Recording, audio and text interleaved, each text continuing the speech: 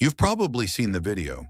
A young woman in an elevator, acting strange, pressing buttons, peeking into the hallway, hiding in a corner, then stepping out, vanishing. Her name was Elisa Lam, and 2 weeks after that video was recorded, she was found dead inside a rooftop water tank of the infamous Cecil Hotel in Los Angeles.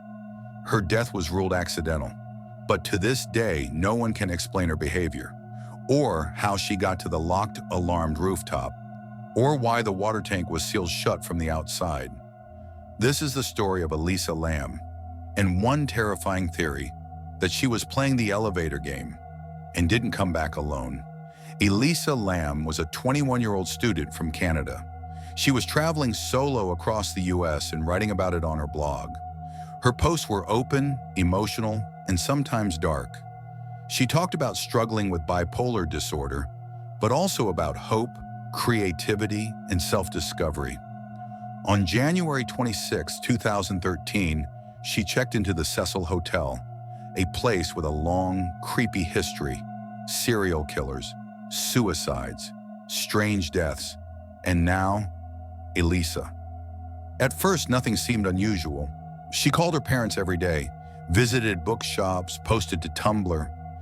But on January 31st, she stopped contacting anyone. No more blog posts, no phone calls. She was gone. Her parents flew to LA police, searched her room, the building, the streets. Nothing. Then LAPD released the elevator footage, the last known video of Elisa alive. It's hard to explain the feeling of watching that video. She enters the elevator looking nervous. She presses multiple buttons. The elevator doesn't move. The doors stay open. She peeks out, jumps back in, hides in the corner, steps out again, moves her hands in strange ways, as if talking to someone we can't see. Then she walks away, and the doors close. The video went viral, millions of views. People obsessed over every detail. Was she being chased? Was she hallucinating? Was there someone just out of frame, or something else entirely? On February 19th, 19 days after she disappeared, hotel guests began complaining about water pressure and the taste. Maintenance workers went to check the rooftop tanks and found Elisa Lam's body floating inside, naked. Her clothes were found nearby. The lid had somehow been sealed shut. To get there, she would have had to disable an alarm, climb a ladder, and lift a heavy lid. No fingerprints, no trauma, no drugs, no alcohol. The coroner said she drowned by accident, but nothing about this case made sense. That's when internet detectives started digging deeper, and one theory stood out: the elevator game. The elevator game is a paranormal ritual from Korea. It supposedly opens a doorway to another world. The rules are simple, but strict. You must be alone in a building with at least 10 floors. You enter the elevator and press the buttons in a specific sequence: 4, 2, 6, 2, 10, 5. If done correctly on the 5th floor, a woman may enter. She is not human. You must not speak to her, not look at her. If you do, you might get stuck. When the elevator reaches the 10th floor, you're allowed to exit. But it's not your world anymore. Everything looks the same, but something is wrong. Electronics won't work. The lights are dim. You'll feel watched. To return, you have to press the buttons in reverse order. You must not make a mistake. You must not faint. If you do, you'll be trapped forever. People started comparing Elisa's elevator video to the rules. She pressed several buttons, including some from the sequence. She hid, acted strange, and seemed to see something no one else could. Was she playing the game? Did she break the rules? There were more eerie clues. Some claimed to see a shadow in the hallway.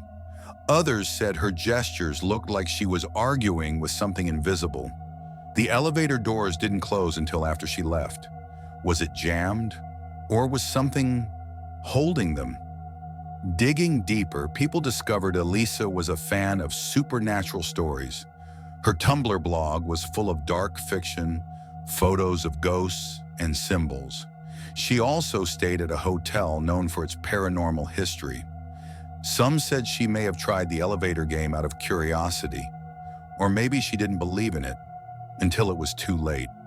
There are darker interpretations that the woman on the 5th floor, the one you're not supposed to talk to, followed her out, that Elisa wasn't alone in the tank, that she didn't climb in herself, but was pulled in. Others point to the disturbing coincidences. Around the same time, there was a TB outbreak in LA's Skid Row. The test used to detect it, called the LAMELISA. Her name, reversed. Coincidence or code? The mystery deepens when you learn that no security footage showed how Elisa got to the roof, that there were no alarms triggered, that the lid was too heavy for her alone, that her phone was never found. Even skeptics admit something about the case feels off. Too many unanswered questions, too many strange moments. And that elevator video, that unnatural silence, that feeling that someone or something else was there. Elisa Lam's story is tragic, but maybe it's also a warning about the power of stories, of rituals, of belief. Maybe the elevator game is just a creepy internet myth. Or maybe sometimes when we go looking into dark places, something looks back.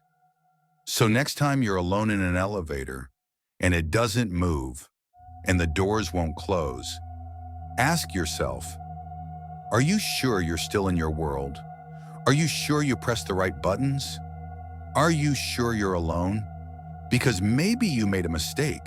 Maybe she followed you out. Maybe the doors won't close because they're not allowed to. Maybe they stay open until something else gets in. Some elevators go up. Some take you somewhere else. And if you ever feel like the world around you isn't quite right, like your phone won't work, the lights feel dimmer, or the people around you seem off, don't look back. Don't speak. Just press the buttons and pray. Like what you heard? Don't forget to subscribe to Silent Stories for more unsettling tales from the shadows. Hit the bell so you don't miss what we uncover next. Because some stories aren't just heard, they follow you.